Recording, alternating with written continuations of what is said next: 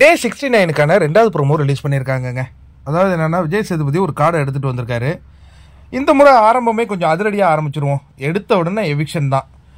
நான் ஒரு பாஸ் எடுத்துகிட்டு வந்திருக்கேன். அந்த பாஸ் வந்து மக்கள் கொடுத்த பாஸ் அப்படிங்கிற மாதிரி ஒரு கார்டை எடுத்திருக்காருங்க. நான் எடுத்த உடனே எவிக்ஷன் பண்ண போகிறேன் அப்படிங்கிறாரு. போட்டியாளர்களுக்கு ஒரு மாதிரி நடுக்கத்தை அது ஏற்படுத்துது.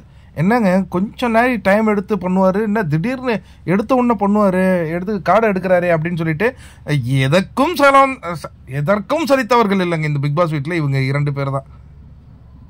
இடியே அடித்தா கூட இவங்க எந்த சலனமும் போட மாட்டாங்க. அவங்களே ஒரு மாதிரி பார்க்குறாங்க.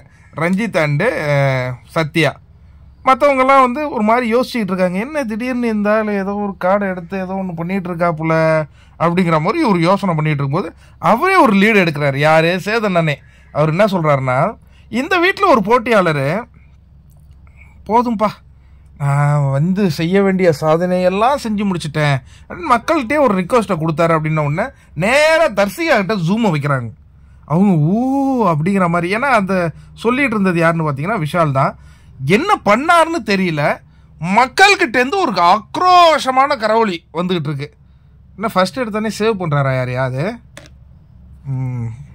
இன்ட்ரெஸ்டிங்காக இருக்குது இந்த ப்ரோமோ.